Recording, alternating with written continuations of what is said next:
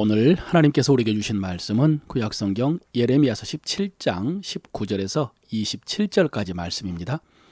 여호와께서 내게 이와 같이 말씀하시되 너는 가서 유다 왕들이 출입하는 평민의 문과 예루살렘 모든 문에 서서 무리에게 이르기를 이 문으로 들어오는 유다 왕들과 유다 모든 백성과 예루살렘 모든 주민인 너희는 여호와의 말씀을 들을지어다.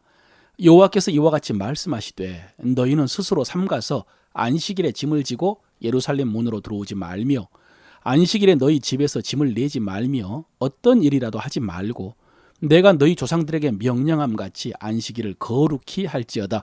그들은 순종하지 아니하며 귀를 기울이지 아니하며 그 목을 곧게 하여 듣지 아니하며 교훈을 받지 아니하였느니라. 여호와의 말씀이니라. 너희가 만일 삼가 나를 순종하여 안식일에 짐을 지고 이 성문으로 들어오지 아니하며 안식일을 거룩히 하여 어떤 일이라도 하지 아니하면 다윗의 왕 위에 앉아있는 왕들과 고관들이 병거와 말을 타고 이 성문으로 들어오되 그들과 유다 모든 백성과 예루살렘 주민들이 함께 그리할 것이요 이 성은 영원히 있을 것이며 사람들이 유다 성읍과 예루살렘에 둘린 곳들과 베냐민 땅과 평지와 산지와 네겝으로부터 와서 번제와 희생과 소제와 유향과 감사 제물을 여호와의 성전에 가져오려니와 그러나 너희가 만일 나를 순종하지 아니하고 안식일을 거룩되게 아니하며 안식일에 짐을 지고 예루살렘 문으로 들어오면 내가 성문에 불을 놓아 예루살렘 궁전을 삼키게 하리니 그 불이 꺼지지 아니하리라 하셨다 할지니라 하시니라. 아멘.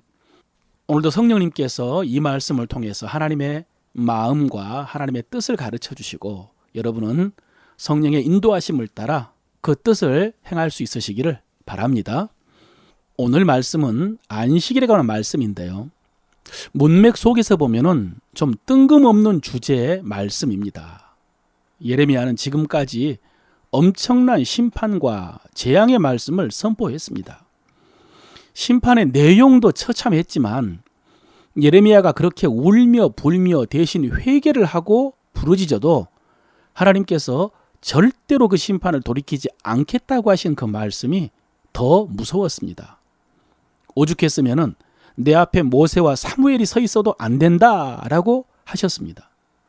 그런데 그런 말씀 중에 오늘 예레미야에게 예루살렘 모든 성문에 가서 그 성문을 드나드는 왕과 모든 예루살렘 주민들에게 안식일을 지키라고, 안식일을 지키면 이 성이 평안하고 영원히 있을 것이다 라는 이 말씀과 또 반대로 안식일을 지키지 않으면 내가 성문에 불을 놓아 예루살렘 궁전을 삼키게 하리니 그 불이 꺼지지 아니하리라 하셨다 할지니라.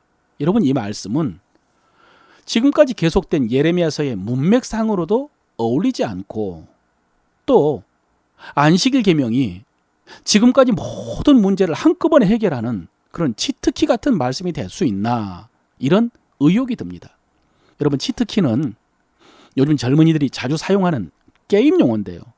사기나 속임수라고 할 수 있을 정도로 문제를 금방 해결하는 도구를 말합니다. 앞서 말씀드린 것처럼 지금까지 이스라엘이 지은 죄는 어마어마하고 그래서 하나님께서도 결코 심판을 되돌이킬 수 없다라고 하셨는데 갑자기 안식일을 지키면 모든 문제가 그렇게 쉽게 해결된다는 말씀인가? 물론 그런 의미의 말씀은 아닙니다.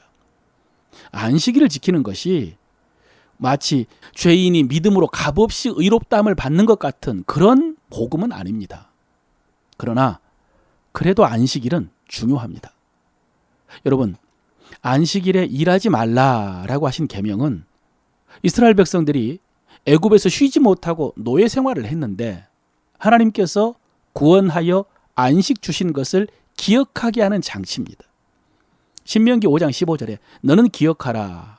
네가 애굽 땅에서 종이 되었더니 내 하나님 여호와가 강한 손과 편 팔로 거기서 너를 인도하여 내었나니 그러므로 내 하나님 여호와가 내게 명령하여 안식일을 지키라 하느니라 그랬거든요. 애굽 땅에서 종이 되었던 것을 구원하여 낸 것을 기억하게 하는 것이죠. 그리고 또 출애굽해서 광야에 있던 이스라엘 백성에게는 가나안 땅에 들어가게 하신다는 약속을 또 기억하게 해주는 장치가 안식일 계명이었습니다. 또 가나안 땅에 들어간 후에는 그 가나안의 여러 민족 중에서 평안을 주신다는 약속, 이 약속을 기억하게 하는 장치가 안식일 계명이고, 가장 본질적으로는 범죄함으로 에덴 동산에서 쫓겨나서 참된 안식을 잃어버린 인간에게 하나님께서 창조 때 주신 안식을 회복시켜 주신다라는 약속을 기억하게 하는 장치가 안식일 계명입니다. 여러분, 이 약속이 예수 그리스도께서 십자가를 지시고 부활하셔서 율법과 죄와 사망에서 해방시켜 주심으로 완성이 되었기 때문에 안식일을 지키는 것은 구속사적으로도 중요한 계명입니다. 그런데 그런 본질적인 의미 말고 안식일 계명은 표면적이고 형식적으로도 중요한 의미가 있습니다. 여러분, 안식일을 지킨다는 것은 앞서 말씀드린 것처럼 일하지 않는 것입니다. 오늘 본문에 짐을 지고 예루살렘 문으로 들어오지 않는다라는 말씀이 3번이나 나옵니다. 이것이 안식일을 지키는 것입니다. 여러분, 지금 선지자는 안식일을 지키라라고 하면서 성전에 와서 하나님께 예배드리라고 하지 않습니다. 안식일 계명은 일하지 않는 것입니다. 그런데 그렇게 일하지 않고 안식일을 지키는 것은, 안식일에 짐을 옮기지 않고 경제활동하지 않는 것은 표면적으로 하나님을 신뢰하고 하나님의 계명을 지키는 초석이며 시금석이라고 할 수 있습니다. 왜냐하면 십계명에서 다른 계명과 비교했을 때 안식일을 지키는 것, 안식일에 일하지 않는 것은 일주일마다 반복적으로 지켜야 되는 계명이었고, 또 누구나 겉으로 확인할 수 있는 계명이었기 때문입니다. 여러분, 이것도 중요합니다. 그래서 안식일에 일하지 말라는 계명은 우상 숭배나 살인이나 간음에 비해서 가볍고 간단한 계명인 것 같지만, 하나님이 주신 모든 계명을 생각나게 해주는 장치라고 할 수 있고요. 또 그 계명을 지키려고 하는 하나님에 대한 신앙과 자신의 의지를 확인할 수 있는 장치라고 할 수도 있습니다. 반대로 안식일에 짐을 싣고 예루살렘 성을 드나드는 것은 아예 노골적으로 안식일을 지키지 않았다는 증거가 되는 것입니다. 그래서 안식일에 다른 사람들은 아무 일도 하지 않고 이동도 하지 않기 때문에, 만약에 그날 안식일에 누군가 수레를 끌고 예루살렘에 가는 것은 아주 어색하고 민망한 상황이 되어야 되는데, 왜냐하면 아무도 일하지 않으니까. 그런데 당시 이스라엘 백성들은 그런 것이 아예 일상이 되었기 때문에 아무도 의식할 수 없었던 것입니다. 그래서 안식일을 지키지 않는 불순종이 그렇게 큰 죄가 되었다기보다는, 안식일에 일하지 말고 쉬라라고 하신 그 가장 단순한 계명을 지키지 않는 것을 보니까 다른 계명을 지키려고 하는 믿음과 의지가 없다는 것을 확인할 수 있고, 또 다른 계명도 지키지 않았다는 증거도 되기 때문에 그렇게 심판을 받을 것이라고 한 것입니다. 여러분, 이것도 안식일의 중요한 가치입니다. 처음에 말씀드린 것처럼 안식일 계명 속에 들어있는 구속사적인 의미도 중요하지만, 표면적으로 단순히 일하지 않는 계명을 반복적으로 지키면서 확인하는 의미도 중요합니다. 그리고 이것은 오늘날 우리가 주일을 중요하게 지켜야 되는 의미이기도 합니다.